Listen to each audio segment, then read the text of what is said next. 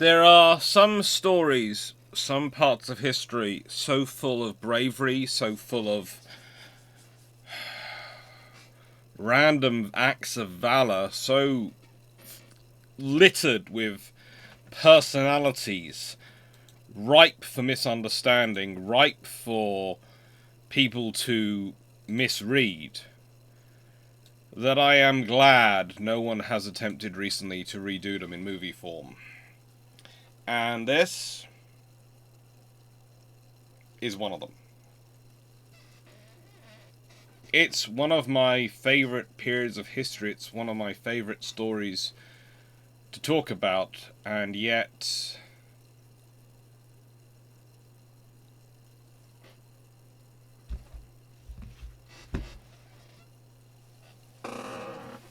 it is, as of history goes, it's had one fairly good movie, and it's been left.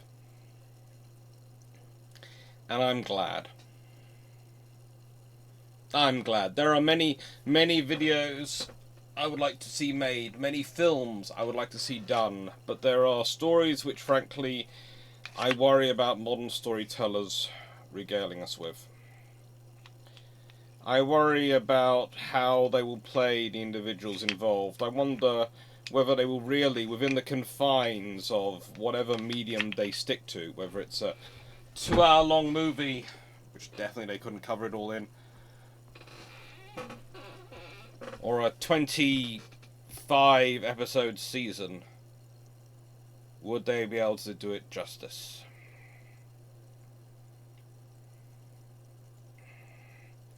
Would they be able to do it justice? I could see them having to develop all sorts of extra plot devices, romances, and other things added in to give, the human touch to it. And you don't need it. The history itself is full enough of humanity. And all its best and worst parts. And many of the individuals are just as complex as humanity is. So the other 7th of December attack.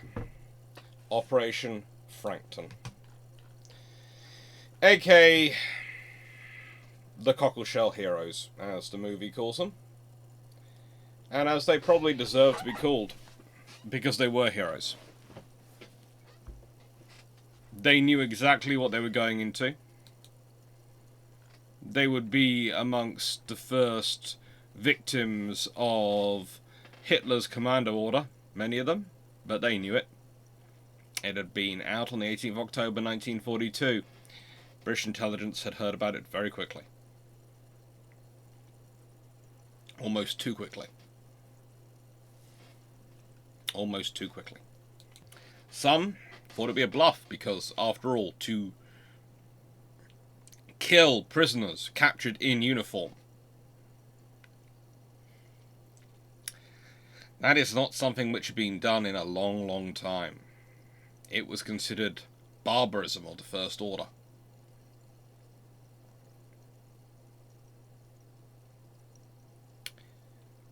I would say long, long time was probably them stretching a bit, and depends on who you're doing it to, but yeah, it was still considered pretty darn bad and unthinkable. And yet it's what Hitler had ordered. So, that is the odds. You succeed, you might die. You fail, you certainly will die. I'd say anyone volunteering for this kind of operation and that in those circumstances is certainly a hero by any definition to my mind.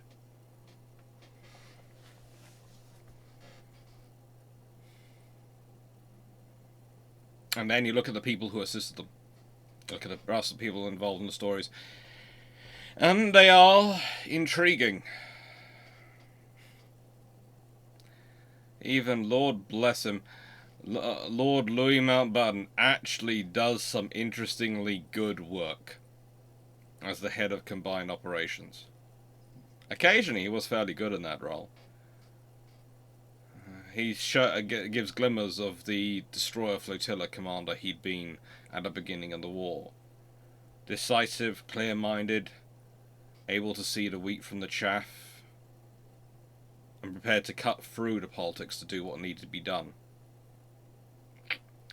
Sadly, the higher he got, the more a politician he became. It happens. It happens. Shameless book plug.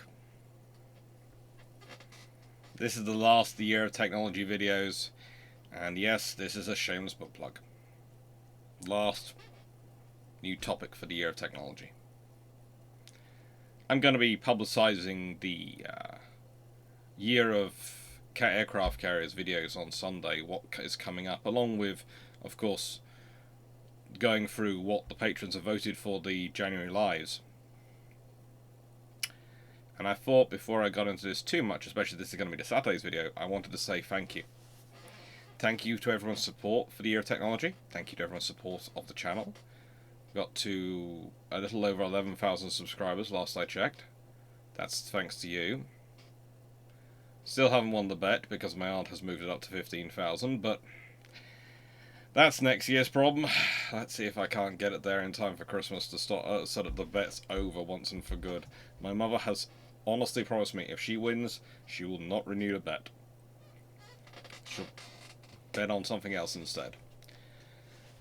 Caramba. I love my family betting. Before anyone starts thinking it's money or things like that, as I've said before, my mother and my aunt are non-identical twins, and their bets usually involve things like home spa treatments and baking. So it's familial bets.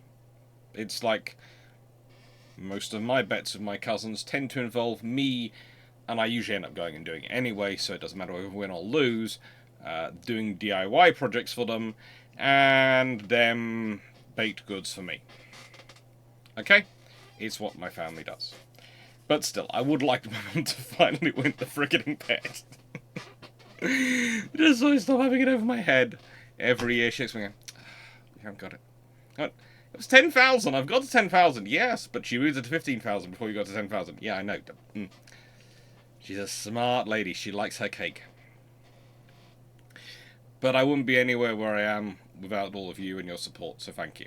And thank you for people who like the channel, like the videos, who share the videos, who subscribe to the channel. I always do say check you're still subscribed to the channel. There's some buttons down there. I have no idea where they are, but they're somewhere down there. Because apparently even some of the people who seem to be always on the channel and always talking direct to me find themselves being unsubscribed.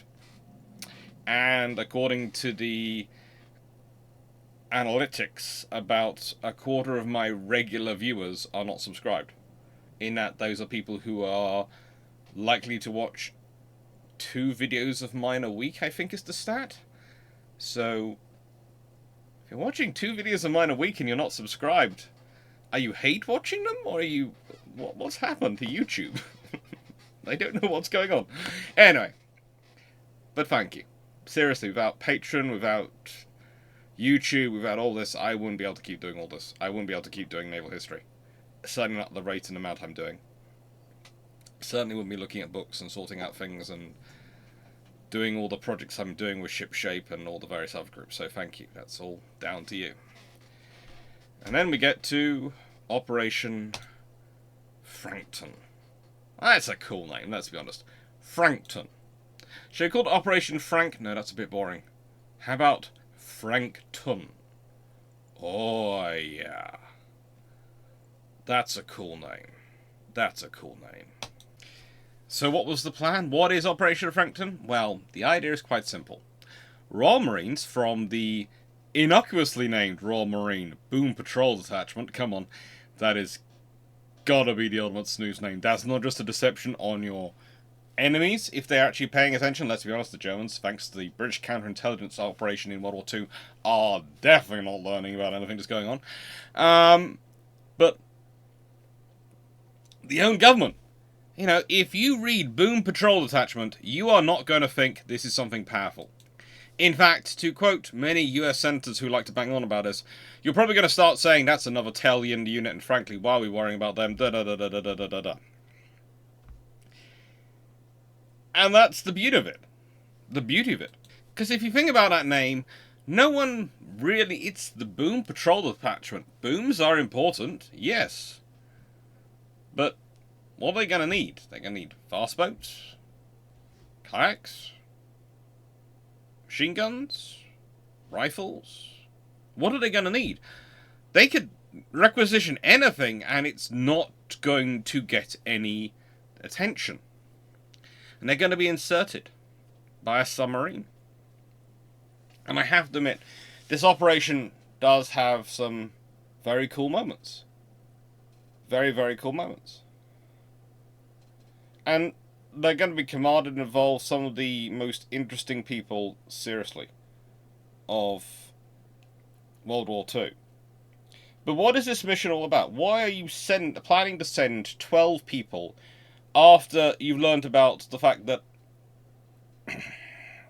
I know I'm prevaricating before I say it, but I always find it really annoying. Hitler had issued his commando order as of October 1942. And the British do know about this, therefore, by December 1942 when this is launched.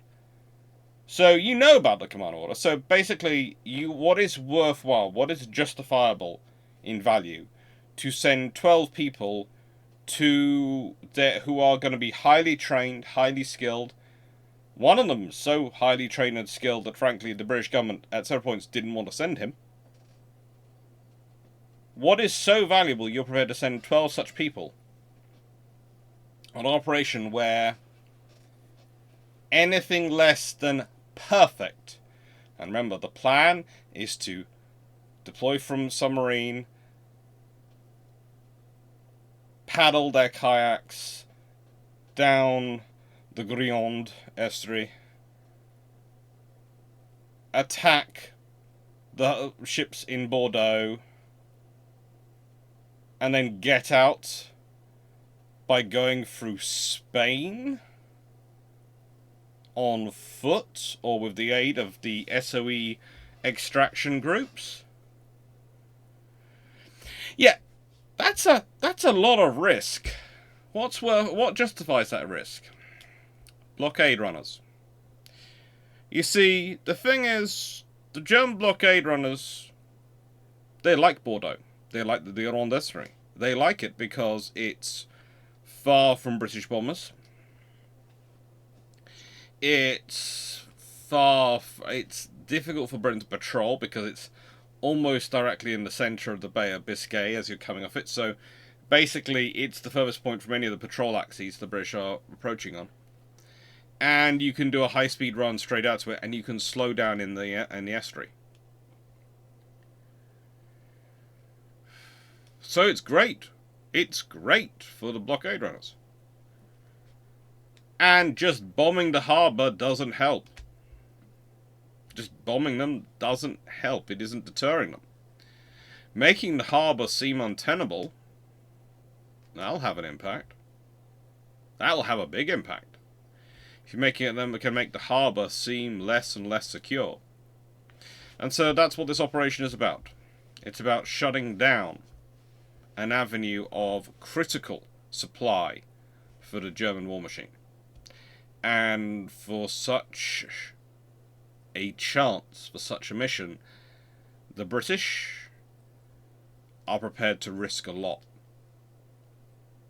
And what's even more interesting is when you look at the people involved, they understood exactly what was involved, they understood exactly what the risks are, and they understood exactly what the value was, and the team, from all accounts, seemed to be just as prepared to risk everything for it. They knew its purpose, they knew its value. And they were worthy, therefore, of the trust placed in them by Combined Operations, and by Lord Louis Mountbatten. Combined Operations was always an interesting organisation. It owes its roots to before World War II. There were a lot of various attempts, actually, in various organisations, with the idea of getting the Army, the Navy, and the Air Force to actually work together. The idea was that if they worked together, then the value they produced would be greater than the sum of the parts involved.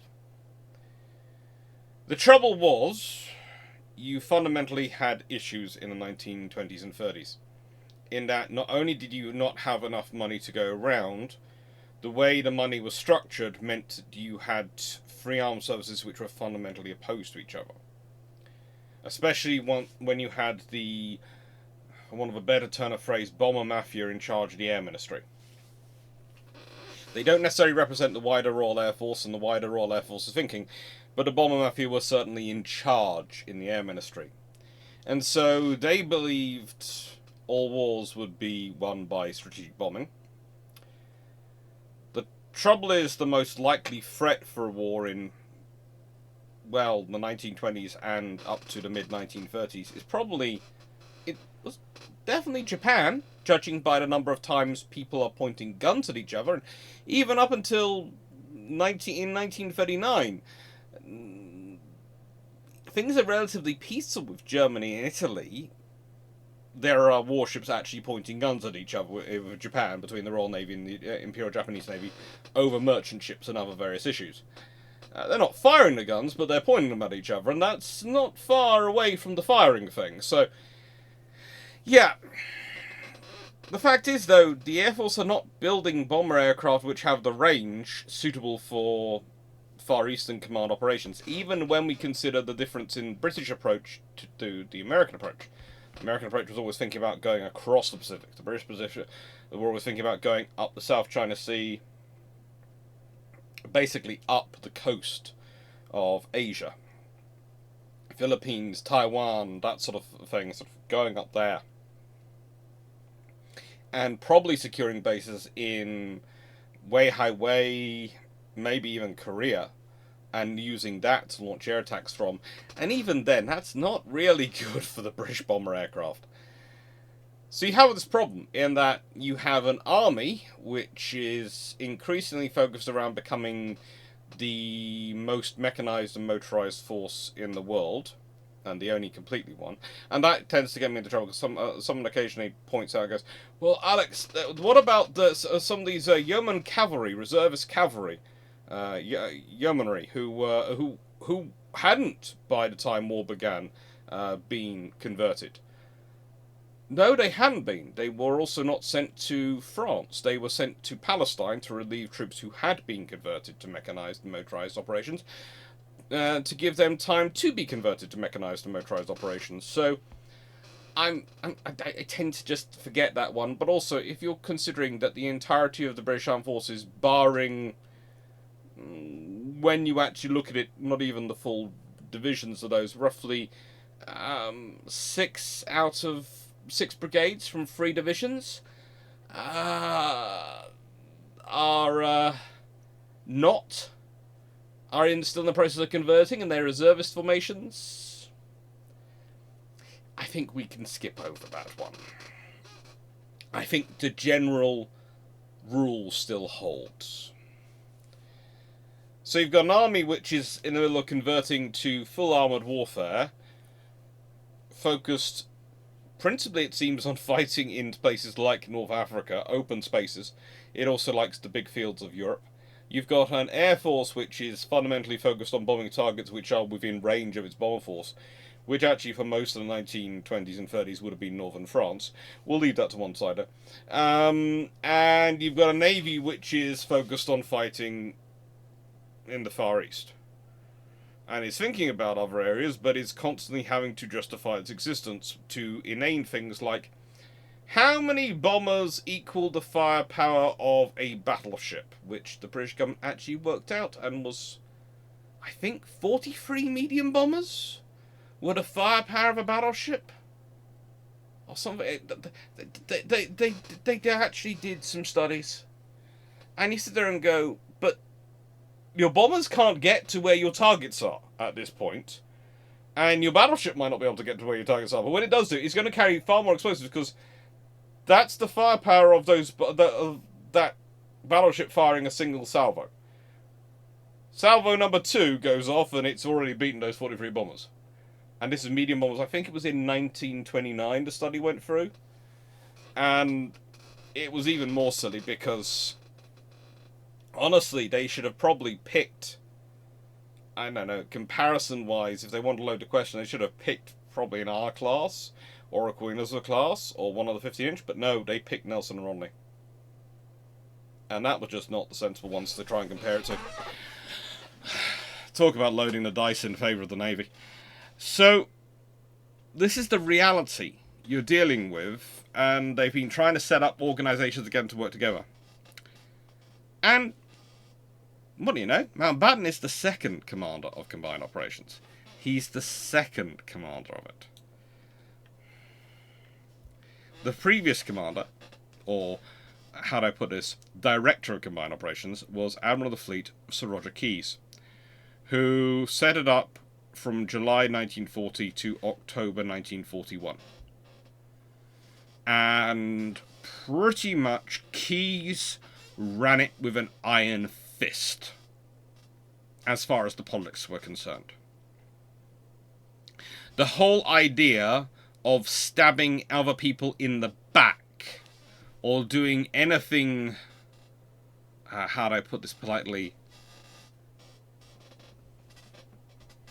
service first, was something Keyes would not tolerate. He is then succeeded by the Commodore, and you have to remember at this point, Commodore is not an established rank in the Royal Navy. Commodore is something you are given a pennant for, but your still substantive rank is Captain. Lord Louis Mountbatten. And it's really this organisation, which is the advisor from October 1941 till some point in 1942, really, and then becomes the chief of Combined Operations in 1942, and is in that post, is given that title to September 1943, and then is succeeded by Robert Laycock, who is a Major General of the Army. And pretty much Keyes is the one who's built all the commando formations, and you can always tell the commando formations which of Keyes has come up with, and Keyes has pushed through, because they have the most inane names. They are literally called commandos. Or Royal Marines Boom Patrol Detachment. It's very simple.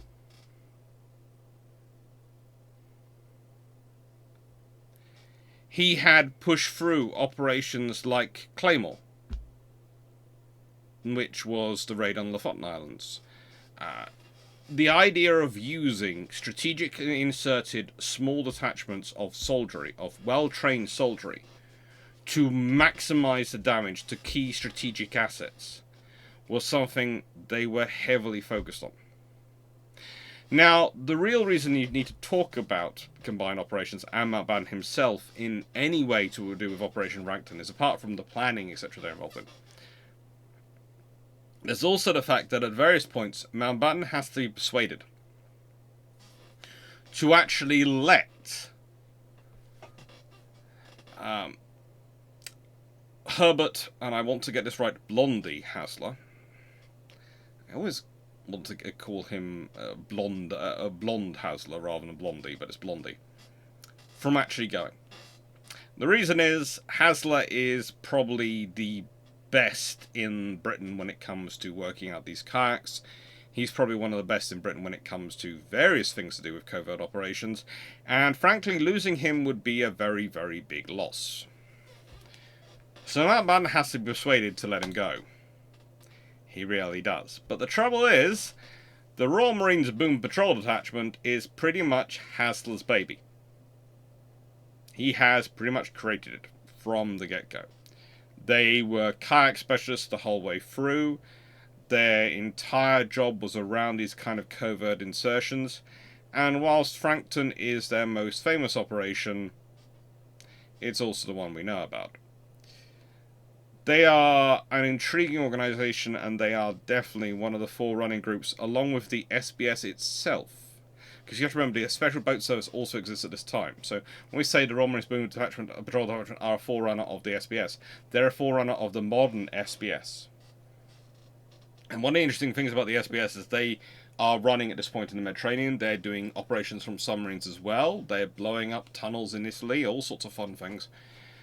And post-war, the Royal Navy, whereas the SAS gets stood down by the army, the Royal Navy and Royal Marines sort of look at each other and go, they're kind of useful. Yeah.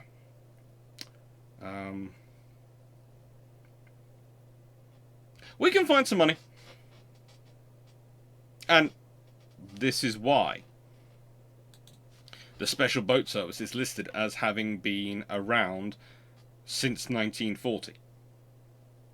This is why. And why the SAS are often talked about as having been active from 1941 to 45, and then 1947 onwards. Yes, the British Army did honestly think they could do without the SAS for a couple of years. I don't agree with them. I'm not sure why they thought this, but yeah, they did. And I'd say possibly that is a legacy of the fact of Keyes and Mountbatten and all the Royal Navy's involvement, especially within the British combined operations, but within the various organisations, the Royal Navy really got involved in special operations. They were a major part of them. And so you had the submarines set a branch. They were familiar with them and knew how useful they were, and had lots of officers who specialised in inserting such people. You had, of course, the Marines and how they had done things, but you also had the fact that they'd used carriers, they'd used destroyers, all sorts of things have been used for supporting these special operations. And so, in many ways, whereas the SAS had been a detached part of the army, one of a number of units wandering around, the special forces of the Royal Navy, whether they were the Royal Marines Boom Patrol Detachment, the SBS, or whatever they were, Panther Commandos, they were exposed to a far wider set of the Royal Navy. So there's a far wider set of the Royal Navy who, rather than seeing them as something which is an elite you need for a very rare occasion, well, hang on, no, we use them on then, we use them then, we use them then. Oh, they're useful. So when it comes to these, usually lieutenant colonels in rank, commanding officers, going to the senior officers like the Sea Lords and going, we think we need to stay around, we think we're still useful. Well, there's lots of other officers who are at senior ranks popping around and going, oh yeah, they're useful, we know them, we know them, we know them. And that's my explanation for why the SBS has a continuation and why the SAS gets stabbed in the back, for want of a better phrase. So, the folding kayak Cockle Mark II canoe. The fact it has such a name as Cockle Mark II, it's also why they get the name Cockleshell Heroes. But it really is a very cool piece of kit. Now, this picture is of the last remaining of the Cockle kayaks. It's at the Combined Military Service Museum in Malden, in Essex, in the UK. And it's believed to be Cachalot, which was a canoe which was actually damaged when launched from the submarine. And so that group didn't get to go. They had to return to the submarine. The reason we believe it to be that particular unit is because it was returned to the Isle of Wight, where they originally built the Sarrow Works, but at the same time production moved from there to Parkson Joinery in Dorset, and the canoe is never repaired. It's been restored though by a museum, using the original plans, sketches, made by Goatley, who was the designer, and Hasler, who was of course the raid commander and also one of the designers. And they've got the paperwork, as you can see, alongside the canoe. It's a really, really cool thing to go. I will say this is actually the picture from Wikipedia, because my own picture of it is terrible. The reason it's terrible is because I went a couple of years ago and I thought I got a picture of the canoe without family members in them, but the only picture I have has a group of 6 and 7-year-olds smiling in front of it, and so I cannot use it. I'm sorry. That is just the sea of little family members smiling and waving as I took a photo, and apparently I forgot I was the only adult with about... I think in the picture there are 7, so I'm hoping all of them were in the photo. Otherwise, I'd managed to lose one and then found one later. It happens. No, of course it doesn't. It doesn't. I never lose any of you. But no, so I'm not going to use that picture. So I'm using the one from Wiki. As you can see, it's designed for stability, but also low profile, which means it's easily swamped and easily rocked by issues. It's designed for 2 persons, which, again, doesn't necessarily make it the easiest to maneuver. But what's more important is they're foldable, so they're easily able to be stored inside the submarine, easily able to maneuver out of the hatches, and also stored when you go ashore. It's more easy to hide something which you can fold up and put somewhere. So if you're resting up during the day, you can get your folding up canoe, a kayak, ashore, hide it, go rest somewhere, hopefully not get hypothermia, and get on with your day, get on with your night. And hopefully not be spotted by anyone. That's the plan. Now, trying to find a decent picture of Herbert George Blondie Hasler proved an interesting one. And so, instead, I went with a picture of part of his legacy, because he has an amazing career.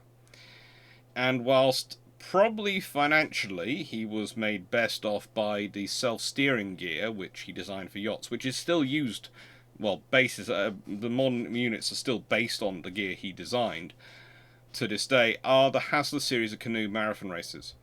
And he is really, I would argue, the father figure, if there is one, of a lot of the modern canoeing and kayaking society in the UK, and to an extent in the broader world. He was obsessed with the idea, kind of like the Duke of Edinburgh was, of a similar generation, of the idea of people getting outside, active, and being able to discover themselves.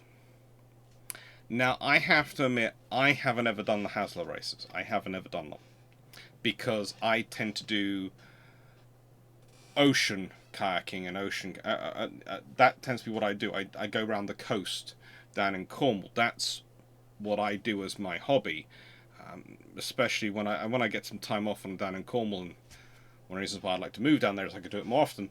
That's what I like to do. I much prefer doing that than going to the gym or doing anything else. Anything else. Give me a kayak, give me the ocean, and I'm happy for hours. Even better if I've got a 2-seater kayak and I can fit the dog in one of the seats. I know you're supposed to technically have another human who can paddle in there. I do realise it's inefficient and I do realise there are issues. But people take children in them quite often and they're fine. I take a dog. But I've got a lot of friends who've done these. And they are still to this day a great spirit, a great competition. And they live up to his memory. And I know I'm going a bit sort of wrong way round in talking about legacy before I talk about the man, but it's important to think about his legacy because there's a lot you can learn about him by how he chooses to go. He's born in Dublin in 1914. He's the youngest son of a Lieutenant Thomas Hasler, who was a Royal Army Medical Corps quartermaster, and his wife, Annie Georgina. His father died when the Transylvania was torpedoed on the 4th of May 1917. Hasler managed to go to Wellington College, and he's commissioned in the Royal Marines on the 1st of September 1932. He would serve in the Royal Marines till 1948. He lived till May 1987. Got to the age of 73. In 1940, he was officer responsible for fleet landing in Scapa Flow. He was sent to Narvik to support the French Foreign Legion in the Norwegian campaign and to act as their liaison with the British. And as a result of what he got up to with the French Foreign Legion, which is very, very interesting to try and get hold of, the details of exactly what he did in there. There's lots of different accounts of how brave he was, and people give, but the actual details of what he did are very difficult to track down. It'd be really interesting trying to get hold of some of the Legion's accounts, because I think that might give you more information. But he gets the Order of the British Empire, an OBE, mentioned in dispatches, and the Croix de Guerre. So that's all for just that one campaign. He managed to get OBE, an officer technically of the Order of the British Empire, and mentioned dispatches and the Croix de Guerre. That's not normal, okay? You get mentioned dispatches for doing good liaison work. Yes, you might get a small medal from the other nation as thank you. The Croix de Guerre, the Order of the British Empire, those are not normally given out to a Royal Marine officer doing liaison work. A 26-year-old officer who's been in the service for 14 years and by that point is pretty much a major. It's as a major that he plans and leads Operation Frankton. For which, by the way, for Operation Frankton he gets a DSO, because whilst he's recommended for the Victoria Cross, he's considered not eligible for that because his actions weren't considered to be in the face of the enemy as required for the Victoria Cross, because the enemy didn't actually manage to fire at him, because he managed to sneak in through them.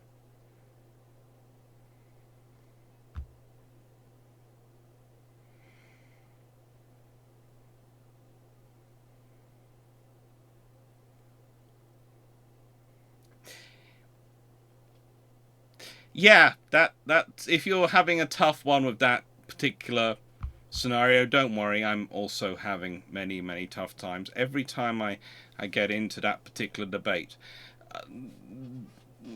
There is one thing I always think about the Victoria Cross, is that it's rightly very selective. And the trouble is, I can see where people go, well, if you bend the rules on this occasion justifiably, you've created precedents where someone else will try to bend the rules again on that occasion, that occasion, that occasion. And therefore I have to accept that in the strict interpretation of the letter of the requirements for Victoria Cross, it's true. I still think he deserves something more than a DSO for that.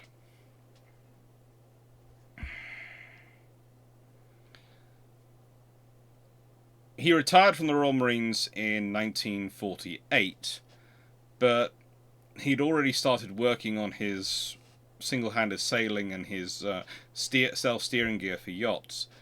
And in 1947 he took part in the Royal Ocean Racing Club Denard race from Cowes to Denard, sailing a yacht called the Three Sang and winning his class championship.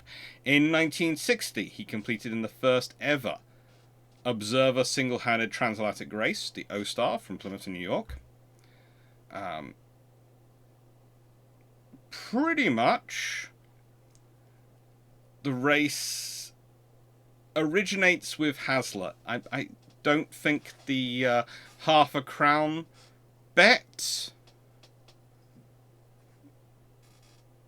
is true, but there is certainly a scenario that the five who actually started the competition and actually started the race alongside, as Hasler was one of them, were five very competitive yachtsmen, and 50 who'd originally sent letters of intent to complete. 45 drop out because they pretty much realize they are just not as competitive as those five. Hasler sailed one of the smallest boats in the race, something which a vessel which he had heavily modified himself. It's described as a modified Nordic folk boat, and honestly, if I could do probably an entire key ships on the Jester, if I was doing yachts and civilian ships. In fact, I'm tempted to send the details to Sal and ask him to do one, because he might love it. Do a Sal, Sal Mercalago, will you do a key ships for me on this sailing boat? Because I think he would enjoy it. He finished second in that race, taking 48 days with Sir Francis Chichester, with the larger vessel, the Gypsy Moth III, winning. But they all commented that, frankly, Jester, which was fitted with Hasler's stealth steering system, and Hasler looked in a lot better condition than the Gypsy Moth III, which is one of the reasons why there's part of me which thinks that the race was a very good way of advertising his self-steering system.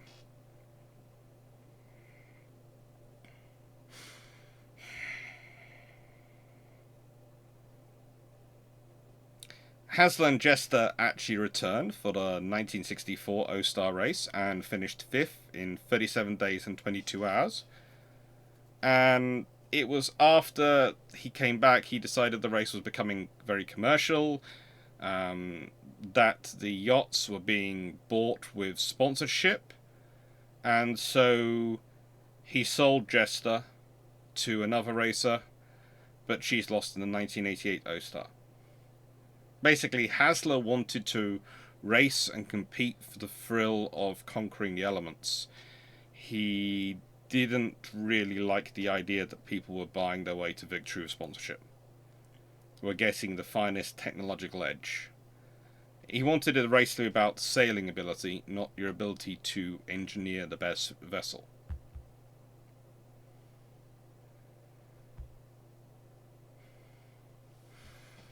Now, at this point, I had a question as to what I should do next. What should come next? And I decided that, frankly, it had to be Marine William Edward Sparks he was at the time, because he's the only other survivor of the people who actually go on the raid. And I wanted to talk about him at some point in this video, but I wasn't sure where to actually talk about him. Where would be best? And decided that, frankly, he should go with his partner, because he was the second person in the kayak with Hasler. He was the second person.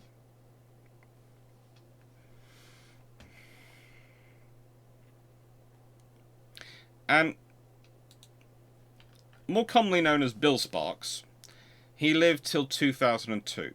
He'd been born in September 1922, and so he got to the age of 80. And I really wanted to sort of talk about him in a way which would reveal his details as much as it revealed details of Hasler. And frankly, I think the best thing I can give you as an explanation of him as a character, Hasler and Sparks both managed to make it through France and Spain and reach Gibraltar safely. Hasler flies home. Sparks is sent back to England under arrest because no one could corroborate his story because they flew Hasler home so quickly. On arrival in the UK, he decided that he should probably go see his dad, so he gave a slip to the military police. His dad had been told he was missing in action. He was very happy to see that his son was okay. Then, after he'd spent a couple of days with his dad and checking on his family, he goes and reports to the Admiralty in London. Again, no one there is quite sure who the frigate he is and have no one to corroborate his story. So they're about to arrest him again, and he managed to pull a slip again. Anyway, he turns up in Combined Operations Headquarters, where he's greeted with astonishment, and thankfully, there is a debating story as to whether it's a male officer or a Wren who knows him. I think it was probably the Wren story, and I have a reason for that. The Wrens were the personnel, were doing a lot of the personnel officers, and they were the ones who were keeping track of the people involved in various operations. And the story is it was one of the Wren personnel officers who spotted him, whereas the story about a male officer who recognised him is that this was a random officer who'd randomly seen him exercising and remembered his face. And that doesn't sound as realistic to me as a personnel officer who would have probably have been doing assessments and was going backwards and forwards to units and checking on them, would have those details. Might not know what they were going to do, but would know, oh, that gentleman's from the Royal Marines Boom Patrol Detachment. And that's all you needed really to know for that to verify this is the person is, and then someone else more senior to be sent to come and go, oh, hello, what happened to you? Oh. Now, you'd think after surviving all that operation, when you consider his brother, as I've put here, was killed aboard HMS Naid when she was sank, and frankly, he had joined the Royal Marines at the outbreak of World War II. He volunteered for Hassan the service because of his brother.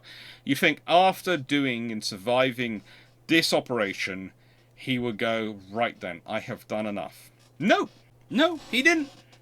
He decided that he would go and serve in North Africa, then Italy, then Burma. After World War II, he worked as a bus driver, which is not exactly the safest profession either.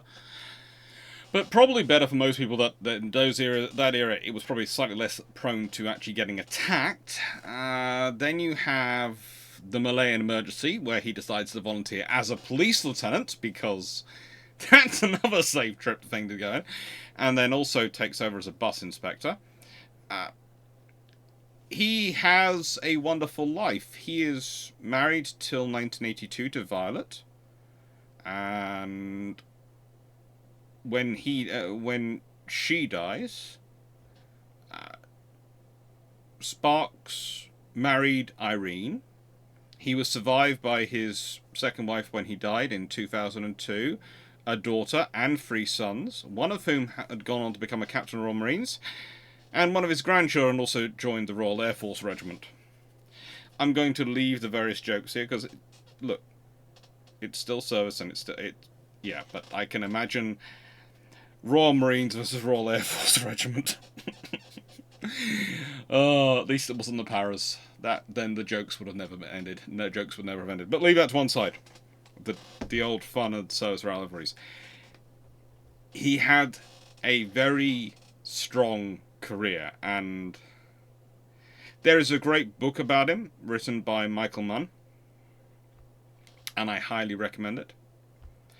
There is also his own memoir, which was written published I think in 2008, which is literally his own story, Cockleshell Commando, the memoirs of Bill Sparks. I loved reading it. I would say, though, it is a personal memoir written many years after the events. Therefore, what can I say? I trust it on the impressions. I trust it, like all personal memoirs, I trust it on the impressions. I trust it on the feelings, on the atmospheres, on the memories. But I verify on the facts and the figures and dates, because memory after that long is not always the most reliable. And then we have the steed which took them to Gironde, HMS Tuna. Now, she's not picked randomly. The Royal Navy do not pick randomly and go, you know what, we're going to pick this ship. No, they picked this particular boat because it's commanded by Lieutenant Commander Richard Prendergast Raikes, otherwise known as Dick Raikes. Now, Raikes was something of a specialist when it comes to inserting special operations units and doing all sorts of interesting things with them. Why? Because before Tuna, he commanded HMS Seawolf. Before that, HMS Tribune. He's had a career and a half. Before Tribune, he commanded L-26. He served 1925 till 1946. He died in 2005, and frankly, whilst he only got to Lieutenant Commander, his uncle goes on to become a full admiral, his cousin became a vice admiral. I think if he hadn't been medically discharged, he could have gone on to far more senior ranks. He was certainly... They were keen enough to try and keep him around. They were trying to keep him around. And he's an experienced officer. He had,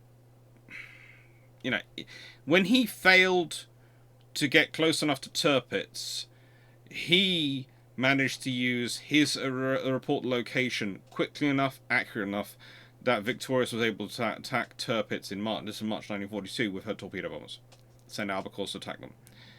On the same patrol, when he hears on the Aztec system the noise of a U-boat he thinks surfacing behind him, he uses his stern torpedoes, fires them. There's an explosion, there's black smoke, but there's no wreckage. So there's no proof of if anything was killed. Nothing they could find. And that's the criteria. So if you've listened to the S and the T class videos in my Keyship series, you'll know Royal Navy submarines spent the whole of World War II trying to get an elusive undersea kill. And the fact is, he also provides one of the better and more inclusive reports for the operation itself. It's one of those cute things of history that the naval officer who is pretty much their cab driver provides one of the better reports for the crews who are going off in it. And this is his description of the Operation Frankton. Preliminary trials in Inchmonarch clearly showed that it was unlikely the whole operation would take less than an hour to complete without damage to the boats.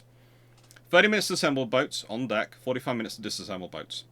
It was tentatively decided, therefore, that I should try to surface in about position 45 degrees, 27 degrees north, 1 degree 35 west to assemble boats on 4 casing at full buoyancy. Then trim down and approach the Grionde. Finally disembarking in about 45 degrees 27 north, 1 degree 23 west. This would only mean being stopped for about 45 minutes. This position was considered to be the closest possible from my point of view, and the furthest possible from the point of view of the military force to the Gironde. It was obvious that in this position, the earliest possible night was the 6th to 7th, to allow for a 1 mile error in position and still get far enough up the Gironde before the end of the flood. The night of 6th 7th proved impossible, as I was completely unable to establish my position with sufficient certainty, and it was imperative to be dead accurate. This was unfortunate, as conditions were quite perfect, a nice mist coming down immediately after dark. I spent the whole of the day of December 7th working northward along the coast and finally obtained an accurate fix at 13:45 hours. Air activity by ME-110s, ME-109s, Arados Ju-88s, Dornier 18s throughout the day was intense, and the surface was oily calm with a long swell. At 1800 hours, a patrol trawler was heard and seen, and it appeared to me that he was patrolling a line 130 degrees to 310 degrees, running nearly through our intended position for disembarking. It was then decided, to the evident delight of the officer commanding military force, to try and disembark close to the coast and near the RAF's badly laid mines. Outside the dotted lines to the southward. I do love the fact that he puts in the RAF's badly laid mines. This is a report. You could have said the RAF's minefields. No, they are badly laid. They're not where they're supposed to be. They are a badly laid mines, and I'm going to put it in here. I don't think those mines could have been laid in a more embarrassing position, as they seemed to interfere with every possible plan of action from the very start. This plan quite evidently required extreme accuracy in navigation, even allowing for the rather touching faith of the authorities in the accuracy of the positions given by the Royal Air Force, a faith which I did not share. Further, this plan entailed coming to the full buoyancy 4 miles off the coast and 10 miles from the radio direction finding station, and doing the whole operation in one, cutting out the approach at low buoyancy. But the most important considerations were that in that position the boats had a fair tide for an extra hour, and that our position would be a dead accurate. Surface in position 45 degrees 22 north and 1 degree 14 west at 1917 as. Sea was flat calm, patrol boat was in sight but only 4 miles away. It was a beastly clear night. Commenced the operation at 1937 hours. All boats were out on upper deck by 1945 hours, only one being damaged while coming out of the hatch, trimmed down and disembarked the remaining 5. When the first boat was in the slings, searchlights suddenly started sweeping the sea from Point de la Negade, and all down the coast, but there was no light opposite us. There was an uncomfortable feeling that this reception may have been due to the radar directifying station plotting us, and this feeling was strengthened by the fact that the trawler was evidently closing. The last boat was waterbound on position 45 degrees 23 north, 1 degrees 14 west, at 2020 hours, and I consider now that this time was remarkably fast and reflects great credit on Lieutenant Bull and his upper deck hands. 2022 hours waved au revoir to the magnificent bunch of black-faced villains, with whom it's been a real pleasure to work, and withdrew to the south and west. Signed, R.P. Rakes, Lieutenant in Command, HMS Tuna. That is still one of my favourite reports. And please note, if you want to see copies of documents, because I have copies in front of me, but you can see copies of documents because some wonderful person, I'm not sure who, has actually photographed them from the National Archives and put them on the Wikipedia page. So you can go and read them yourself. Please do.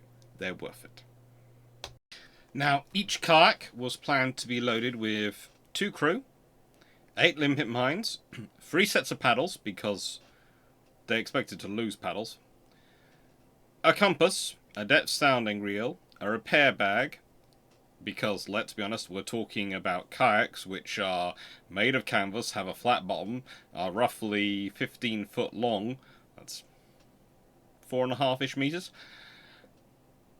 and are going to be collapsed and stuck in a submarine when they can easily be bashed. Then they're going to be taken up on deck, erected, stored, hauled out of the submarine, all through its torpedo hatch. It's great fun for them. Torch, camouflage net, waterproof watch, fishing line, hand grenades, a pair, just in case, rations, and water for 6 days, a spanner to activate the mines, and a magnet to hold the kayak against the side of the cargo ships while they're fitting the limpets.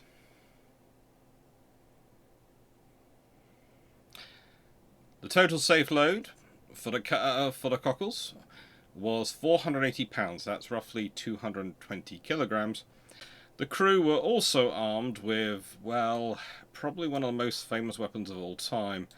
And let's be honest, it is probably one of the most famous weapons of all time. And I'm not talking about the Fairbairn Sykes fighting knife, which is a fairly cool knife and a fairly capable weapon. No, I'm talking about the 45 1911 Colt semi-automatic pistol. If you want to have a reliable pistol, that's where you go with. You might notice they haven't got a rifle or anything else there, but frankly, they're already pretty much overloaded as it was. The teams were to be Hasler and Bill Sparks in Catfish, Corporal Albert Lover and William Mills in Crayfish, Corporal George Sherd and Marine David Moffat in Conger, and then there's B Division, Lieutenant John Mackinnon and Marine James Conway in Cuttlefish, Sergeant Samuel Wallace and Marine Robert Ewat in Coalfish, and Marine W.A. Ellery and Marine E. Fisher in Cachalot. They had a 13th man with them, just in case, Marine Norman Colley. There was, as you can see, one of the interesting things, again, about this operation, and one of the things which shows, I think, the quality of their training, is you're dealing with scenarios where it's 2 Marines. For those who are not unsure about this, basically, that's 2 sailors, 2 privates in the army. They are the most junior rank of non-commissioned you can have.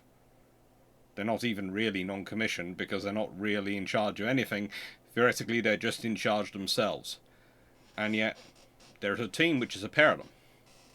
And for every one of these teams, there's at least one of them in there is a Marine.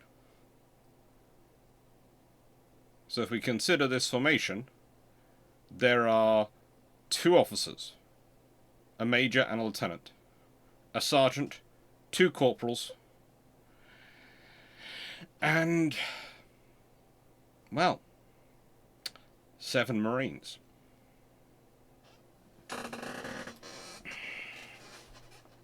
with an 8th Marine brought along as the extra reserve.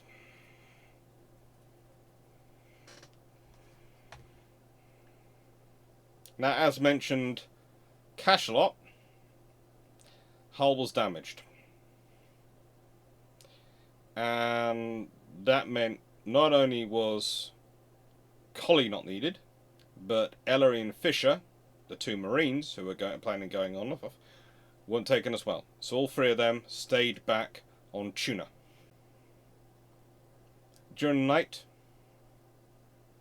and the plan was to kayak at night, paddle at night and then rest up during the day, because it's a long journey, especially in kayaks when you're trying to keep quiet and you don't want to be seen, so you have to wait till the dark is really dark, and you have to be off the water before it starts to get even beginning light, and you have to be careful about patrols. Coalfish,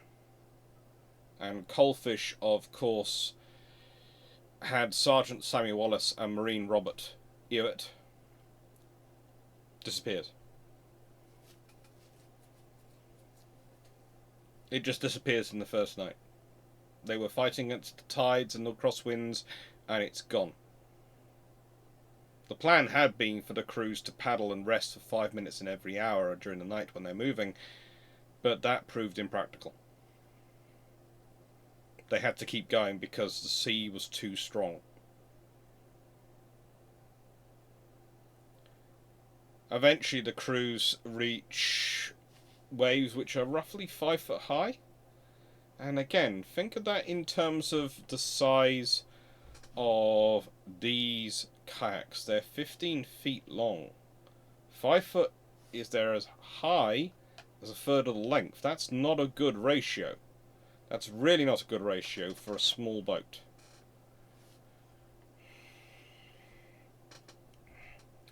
In this weather, Conger capsizes and it's scuttled. The crew had to bail out. So this means that Corporal George Shirt and Marine David Moffat, well, they hold on to the 2 of the remaining kayaks, carry them as close as possible to shore, and then they had to try and swim ashore to try and make their breakthrough to Spain from wherever they landed.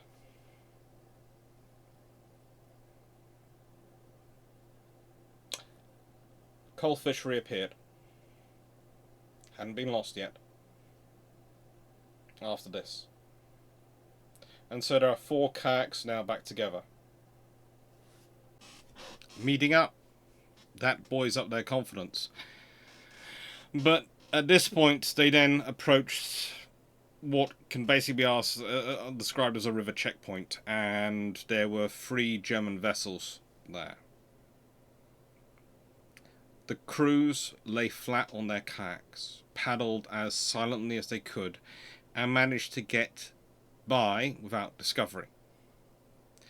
However, Lieutenant John Mackinnon and Marine James Conway in Cuttlefish became separated from the other 3 kayaks. They reached the shore, their kayak in no condition to go back to sea. They managed to evade capture for roughly 4 days, but were then, the phrase goes, they were betrayed and arrested by the gendarmerie, and then handed over to the Germans at Le Réole. This is roughly 30 miles to the southeast of Bordeaux, and they were attempting to make their way to the Spanish border.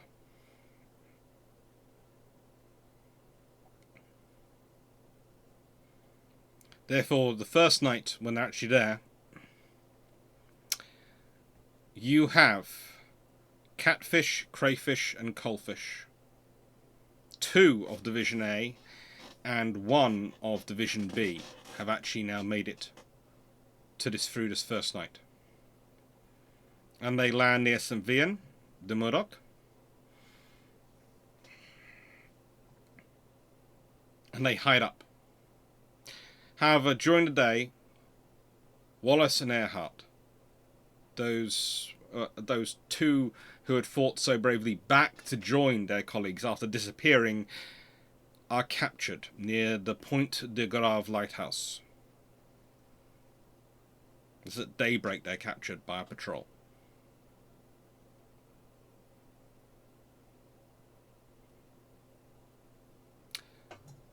The second night, this is the 8th night of December, catfish and crayfish paddle a further 22 miles in 6 hours. The third night, that's 9th, 10th December, they paddled 15 miles, and on the fourth night, because they were facing a strong ebb tide, they only managed 9 miles. The plan had called for the raid to be carried out on 10th of December. For some reason, Hasler changed the plan. Can't think why. It seems sensible, though. Because of the because of the ebb tide, they basically hadn't reached the point to which they wanted to be to paddle. So they hid for another day.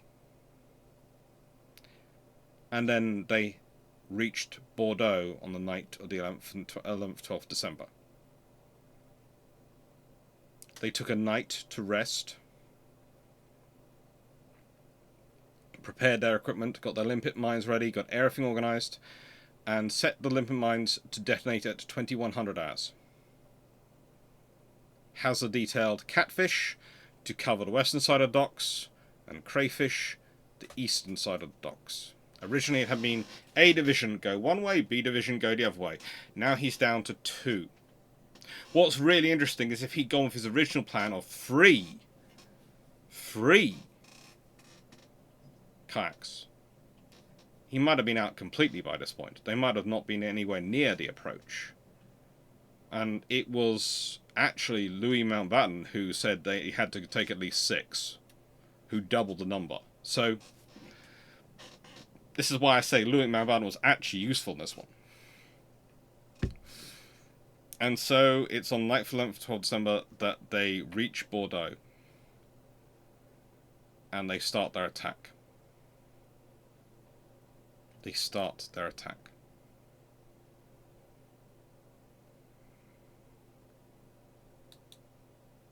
Now the targets in Bordeaux's harbour are interesting. Hasler and Sparks, of course, in catfish, go to attack the western side of the dock. They place their limpet mines on 4 vessels, including a spare Brecker patrol boat. Something like this. Now the interesting thing about spare Brecker, and I do want to get into this a little bit, is spare Breckers were designed as this kind of, how do I put this politely? Pathfinder, or mine barrage breaker. They were developed in the First World War, served in the Second World War as well, and their purpose was to steam ahead of other vessels through minefields, detonating those mines with their reinforced hull. They're also used as anti-aircraft ships, and they suffered heavy losses in World War II, but let's be honest, if you consider these ships were all converted vessels, and converted merchant vessels usually as a rule, they're very heavily built, and probably the worst thing to try and attach a limpet mine to, because probably they're least likely to actually get damaged, because they're supposed to be mined. It's literally what they've been redesigned internally to do, to be mined. Interesting enough, this is the point at which it gets intriguing for me about the VC in the face of the enemy, because a sentry on deck of the spare Brecker apparently spotted something and shined his torch down towards the water. The kayak managed to evade detection in darkness. They planted all their mines on that and other vessels, and left the harbour with the ebb tide just before 1 AM. At the same time, the crew of Crayfish, Laver and Mills reached the eastern side of the dock without finding any targets, so turned to deal with the ships docked at Bassans. They placed 8 limpet mines on 2 vessels, 5 on a cargo ship and 3 on a small liner. As they were going down river, the kayaks actually bumped into each other at Il Kazoo. They continued downriver till 0600 hours, where they beached their kayaks near... Well, it's often listed near St. Jean's de Blaine, but I'm not quite sure how near it is. And sometimes I look at some of the notations of the map and I wonder if that's quite right. Because of the realities of where you're pulling your kayak out, where you want to get it out in the river, and the realities of the river, it doesn't look, from my kayak experiencing, quite right where I take it out. But it's always put listed there, and that's where they talk about, so that's where I'm going to say. But I'd also say they're under a lot of pressure, and I don't think any of them went to check back after the war whether that was where they pulled their boats out, i.e. the two who survived. I don't think they went back to check, and it's going to look very different in the dark under those conditions than it will daylight a few years later. That's I just think it might have been slightly further along. The crews at this point split up. And then they start heading for Spain separately. Because it makes sense to try and break up, because you want to be as small a moving target as possible so as not to get spotted by the Germans. Basically, a group of 4 guys walking along looks far more suspicious than a group of 2. So, what have we got in terms of results? Well, it's kind of interesting. You've got the Sperebecca doesn't get damaged. The Tannefels and the Dresden both sink. The Dresden's basically split in frigging half. The Tannefels, she's a blockade runner. She's pictured. And that, by the way, up there is an example of a Sperebecca. She's sunk and gone. The Alabama and Portland and the tanker Python, they all have their own issues. Portland's hold and a fire cause internal damage. Alabama has 5 limpets go off, and she's also severely damaged. But they both managed to be sort of repaired with the help of divers, and they have to go into dry dock for several months. It's possible for the others that the reason why the Python and the Sperebecca were survived was the limpets fell off. We don't know. This caused confusion in Basson and Bordeaux. But the important thing to think about in all of this is that these 2 crews, 4 men,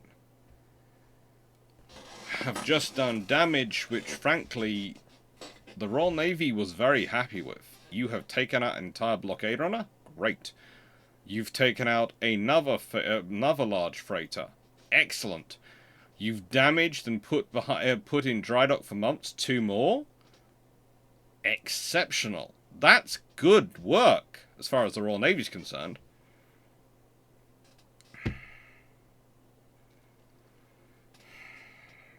And they also cause all sorts of disruption to both Basson and Bordeaux. Massive amount of disruption.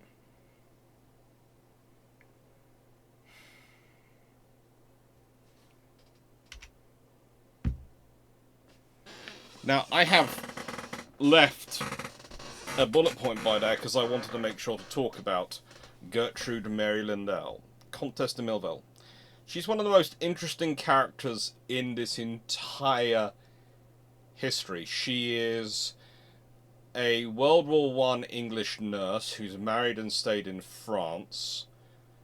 She sets up and runs these extraction groups, turning up in her Red Cross nursing uniform at stations to pick up the people. When she eventually ends up at Ravensbrück after all sorts of issues, and she does have issues within the French resistance, she ends up appointing herself as leader of the American and English original inmates there. She gets a job in the hospital because she has nursing experience. And she manages to get them actually released. There's all sorts of discussions about whether or not she was having an affair with the German doctor. I find that unlikely. I'm kind of in Peter Hoare's camp because he's done a lot of work on her, on that, and a lot of study of her. And frankly, I think it's more the fact that there was, in that entire scenario, there was one male officer who was this doctor who was actually fairly decent and treated people according to the Geneva Convention. I mean, that's the bare minimum, but that's what he was doing. And so they wanted to write testimonials to try and save him. They actually critiqued the whole process because they weren't able to save him. We'll leave that to one side. She lost a son. Another son was arrested and tortured.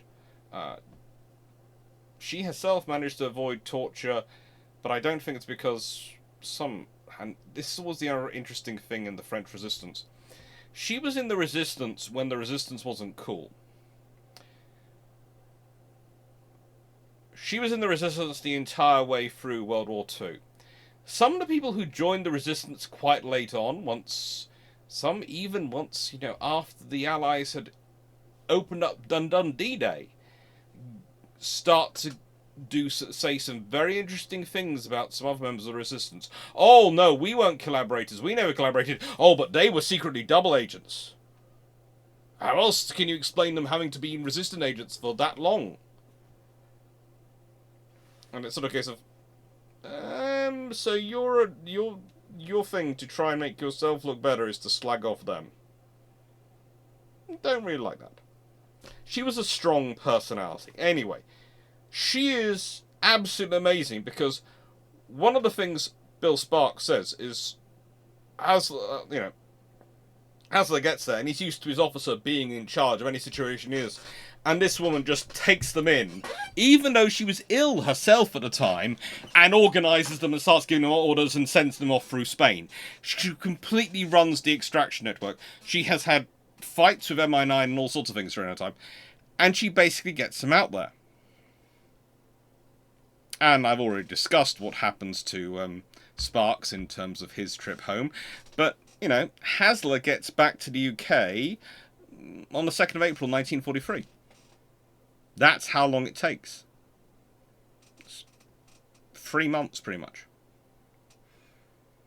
And it was not until the 23rd of February 1943 that Combined Operations HQ had heard from Mary Lindell that they were safe.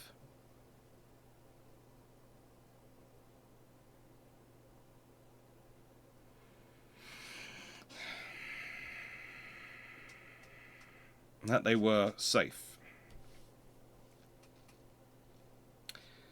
Laver and Mills, the other two men who'd taken part in the final attack and managed to make it there, were apprehended at Montillo-la-Garde by the gendarmerie and handed over to the Germans 2 days after the attacks.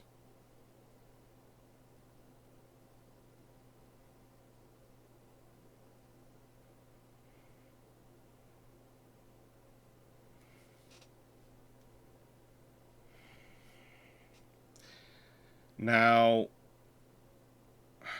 sorry, I just find it annoying because now I've got to the point where, frankly, I need to skip through this.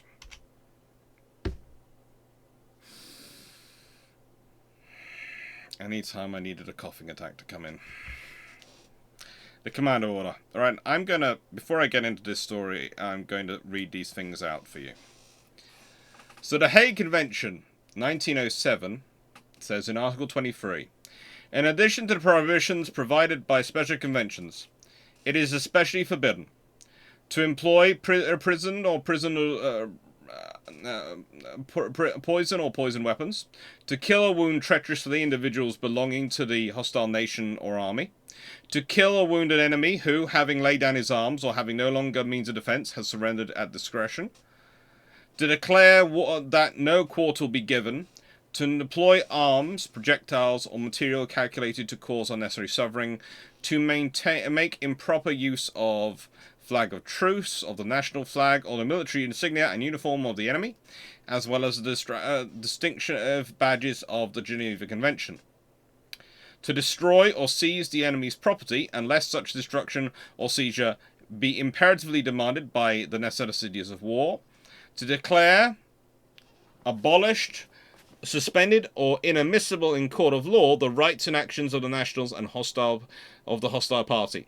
A belligerent is likewise forbidden to compel the nationals of the hostile party to take part in operations of war directed against their own country, even if they were in the belligerent service before the commencement of war.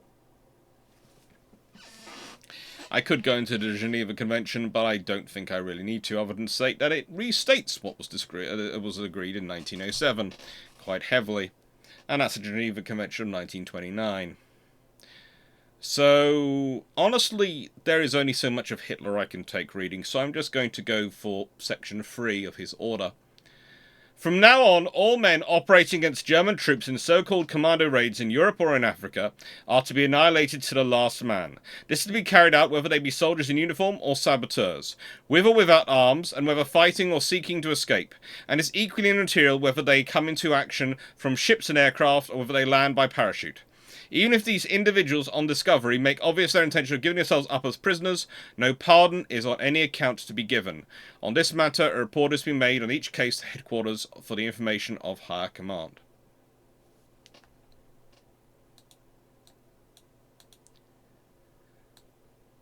Now, that is basically ordering all his troops to commit a war crime. That is it. It's a war crime. The moment people are prisoners, it is a war crime to touch them. You do not. You don't do anything to them. You don't do anything to them.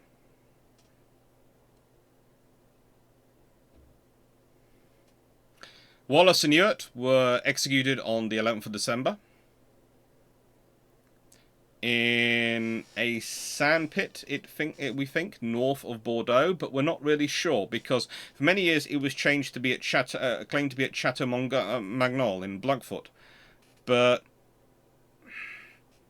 that doesn't seem to be the case. There's a plaque erected on the bullet-marked wall at the chateau, but it's been questioned, and frankly, to be honest,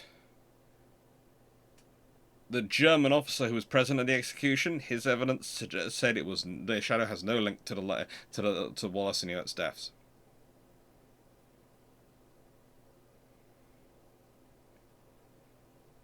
As Eric Rader apparently recorded at the time, new in international law, since the soldiers were wearing uniforms, the execution of the Marines was new.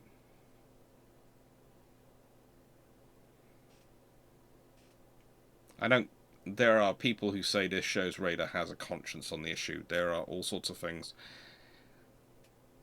And yes, you can say Rader was serving the dictator, and look what happens to him. You know, when he disappoints the dictator, look at how quickly he falls from grace and all these things.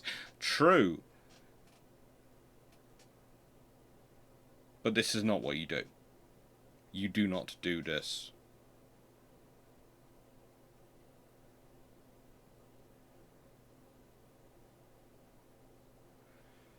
McKinnon had actually, after interrogation, been put into hospital for treatment for an infected knee. They'd been following what they were supposed to do.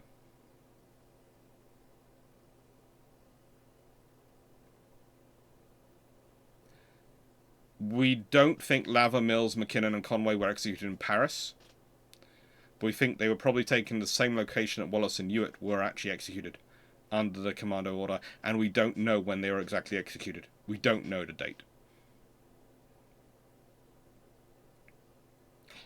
Sheridan Moffat from Congo, which capsized, they didn't drown on the first night. They died of hypothermia.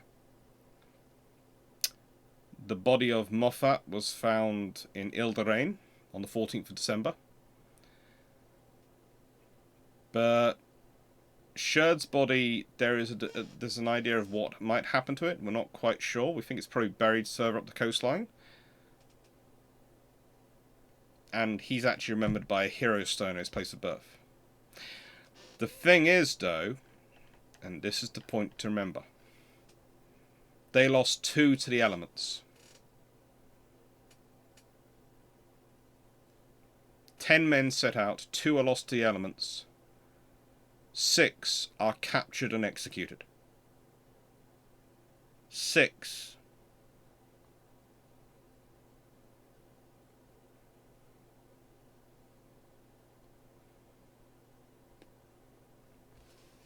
Or because one man had an ego problem.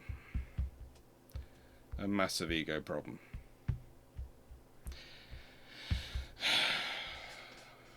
Was it worth it?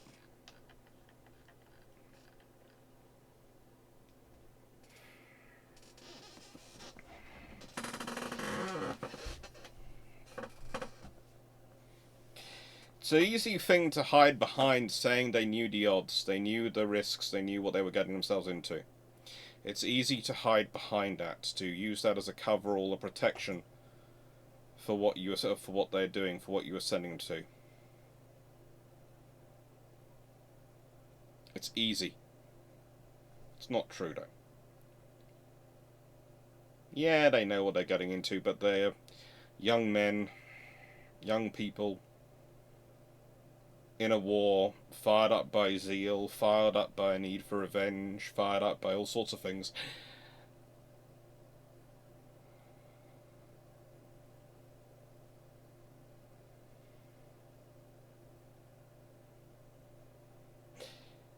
The truth is, what they did was necessary, was worth it from a military point of view.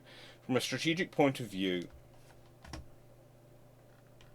if you are going to say you will lose 5 kayaks and 8 soldiers, as much as it's, you don't prefer not to lose any, and you will damage two ships will be sunk, 2 ships will be severely damaged, and 2 ships will be minorly damaged. Probably. There seems to be a debate about whether or not Python actually gets more damage than we know.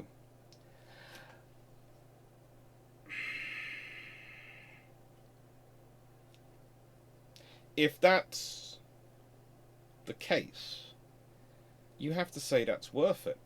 Because that's going to cause a lot more problems for the Germans than a loss of those 8 will for the British. They're not going to be able to rebuild those ships. They are not. The repairing the 2 ships they are doing so is going to take months. And in 1942, that's going to have an impact. That's going to have an impact on the coastal convoys and their ability to do send ships to Spain, on their ability to send ships to South America or wherever they're sending them to get their trade to Japan. All these things that the blockade runners are supposed to be running through, this makes life very difficult.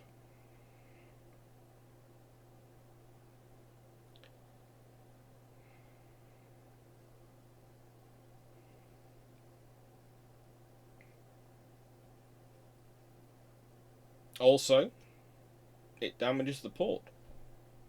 It's going to block up the port. Removing the ships, stealing the ships. It's going to cause problems for the Germans. It's worth it.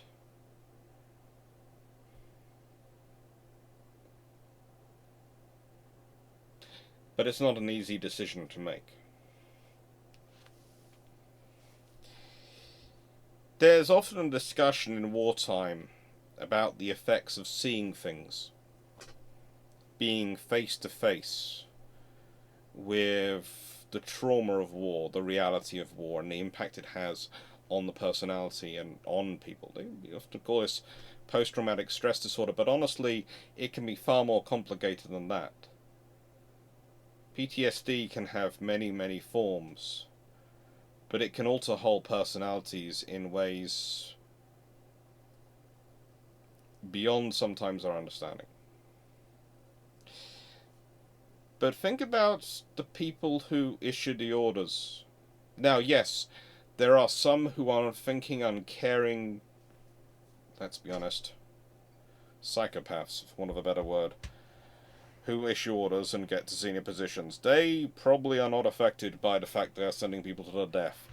But the average person is not so inclined.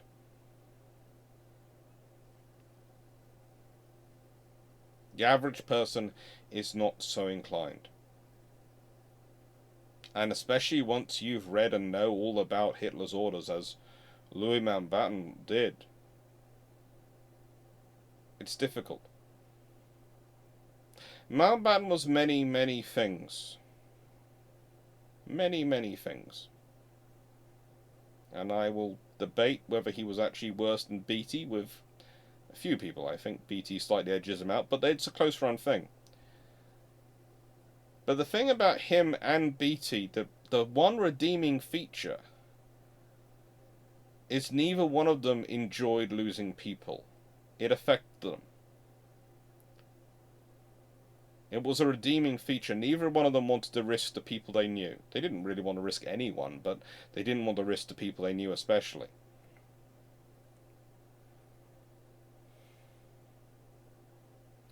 So, I should really have a question about whether or not you think this mission was worth it, whether or not you think this mission had value to end this video, but I don't want to get into just the pure specifics of this mission, because I think that limits the questions down to people's responses down to people who've studied this topic and this operation, and there are not going to be that many of them. So the question I want to ask you all, and it's an important question,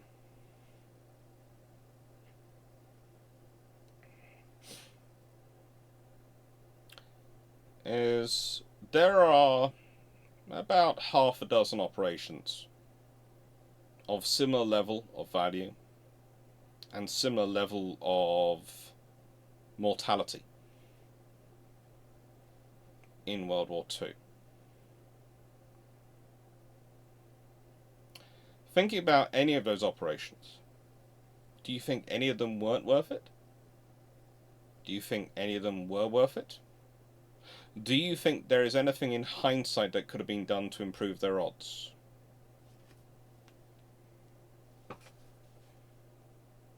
Honestly, in this operation, I can't see anything really improving their odds. Someone suggested to me when I was doing it with students was going, well, use 2 submarines and send in 12 kayaks. At a certain point, you get the law of diminishing returns, and the kayaks are too many and too easily discoverable, and you tell the Germans exactly what you're looking for.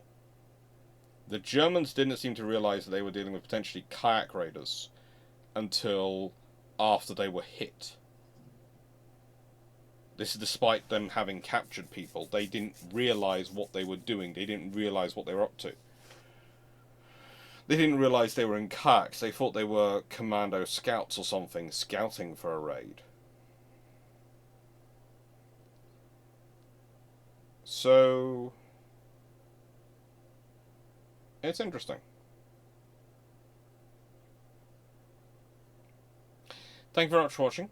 I hope you enjoyed. I hope you found this video interesting. And, well, take care. And I'm going to leave you with a look at what Lord Louis Mountbatten wrote about the operation.